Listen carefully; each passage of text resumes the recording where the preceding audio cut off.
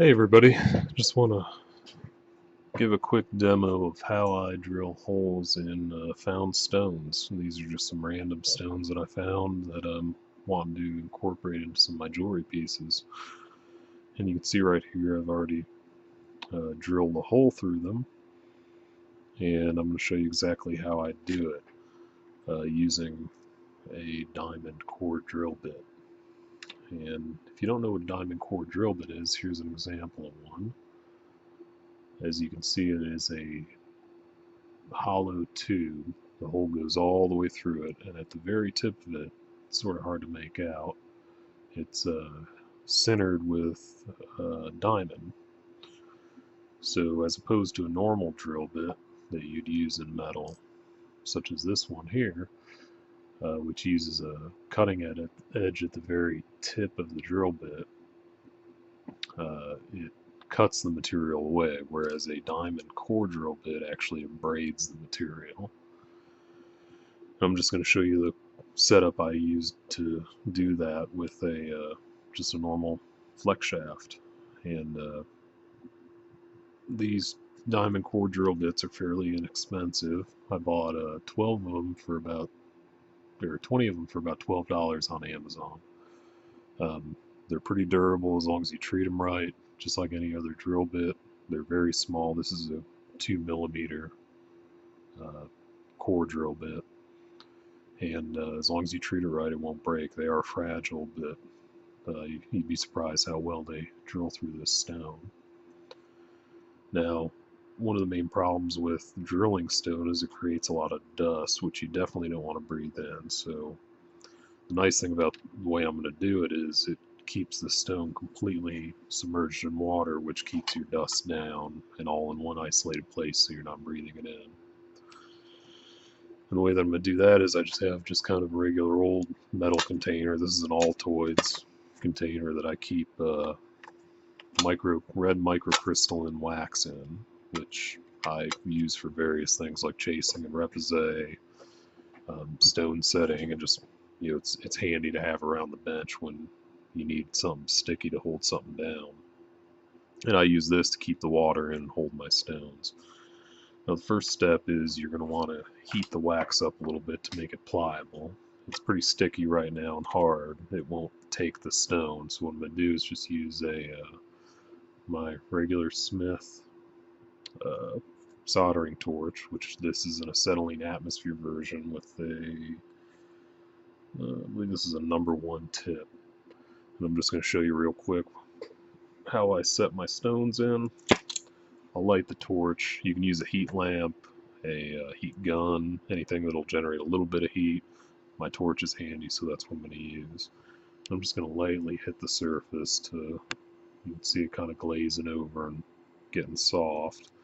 You're not looking for a liquid, you just want to soften up the surface so you can push your stone into it. It cools pretty quickly too. Now you see a little bit of fire coming off of it. The wax is slightly flammable, so you don't want to put too much heat on it. Just a nice light flame. So what I'm going to do is wait for this to cool just a hair. You can see the surface kind of flashing off right now.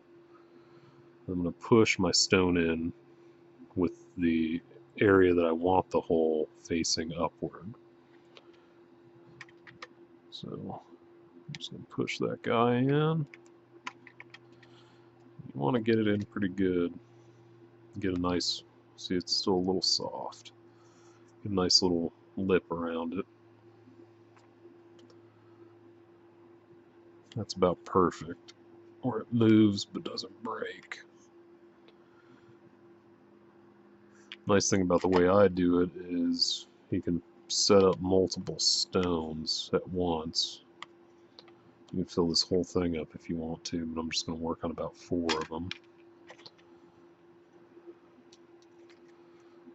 I'm going to reset this one because I don't think it's quite snug enough. There we go. Let that cool a little bit.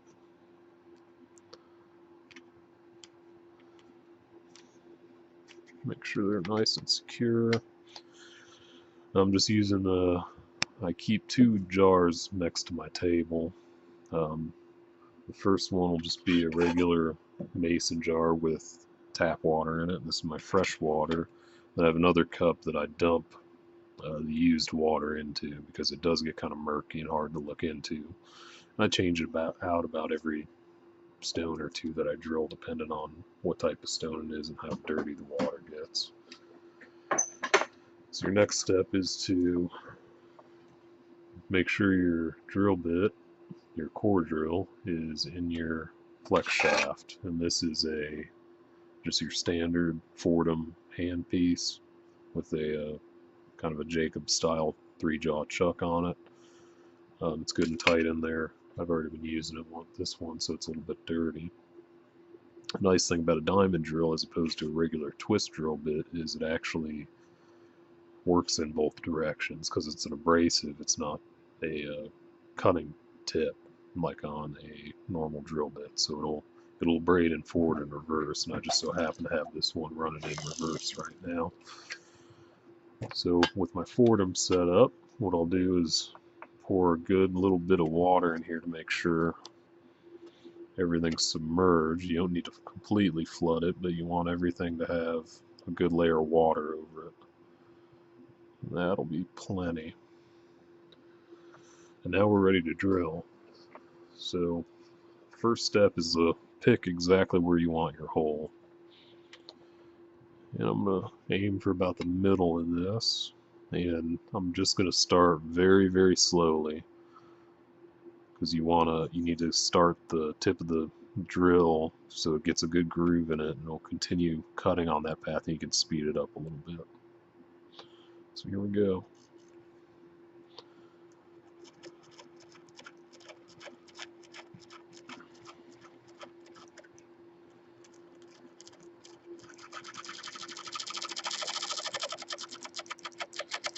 I've heard of people drilling even beach glass that they found with these, so they're pretty tough. Every stone's a little bit different. Some drill a little bit quicker than others.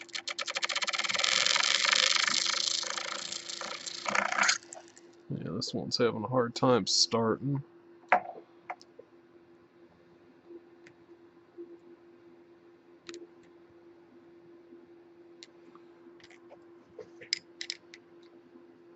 Let me change the bit out real quick.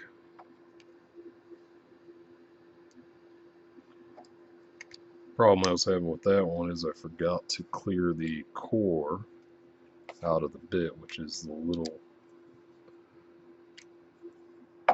bit of stone that's left on the inside. So this one's going to cut a little bit better.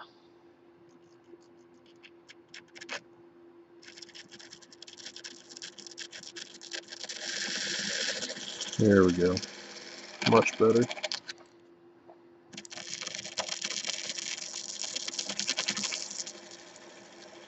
I usually start at a slight angle and start the groove and then slowly tilt it upward to the right orientation.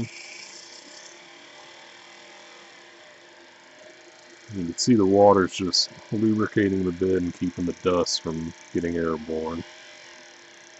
And right now I'm only about on a third of the speed of the flex shaft, so you don't need to be going super quick. You want to just let the bit do the work for you. I'm not pushing down hard, I'm just letting the weight of the bit cut through the stone.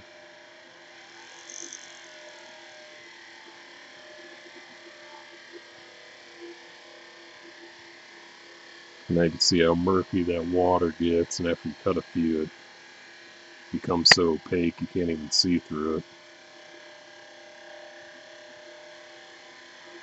And as I'm drilling, I kind of rock it around in a circle a little bit, and that helps the core slide out a little easier. It does oversize the hole a bit, but it just makes sure you're not getting a super tight hole where it's going to want to bind and break.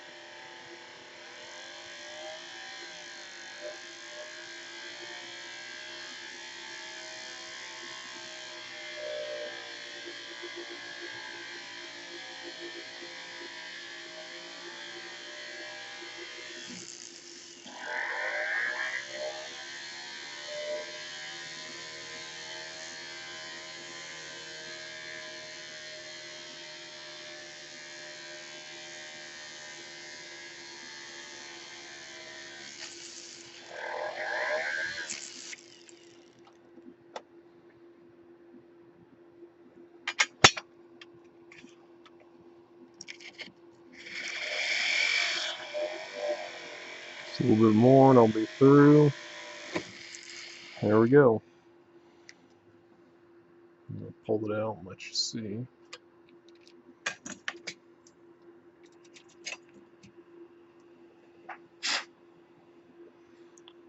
And there's your hole.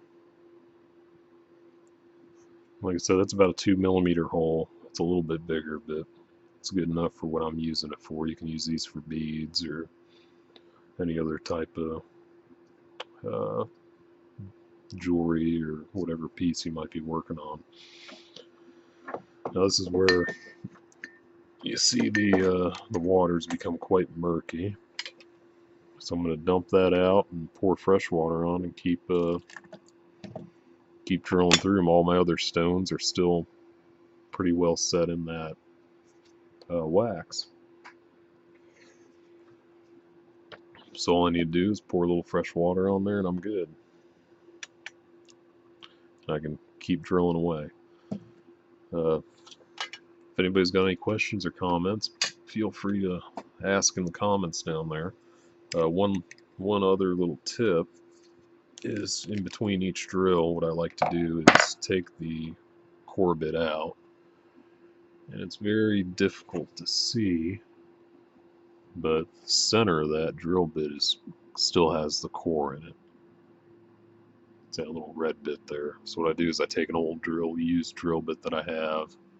Since this is a tube, it'll fit perfectly on the inside of that core, and just push all the junk out of it. You can see there's actually 2 cores right there, and then your bit's ready to go again. Like I said, I've drilled probably about 10 or 15 stones out with this, and there's no sign of it getting any duller or any harder to use. Like I said, if you like the video, just like it down there and post any comments. I'll try to get back to you. Hopefully get you some more videos in the future. Thank you.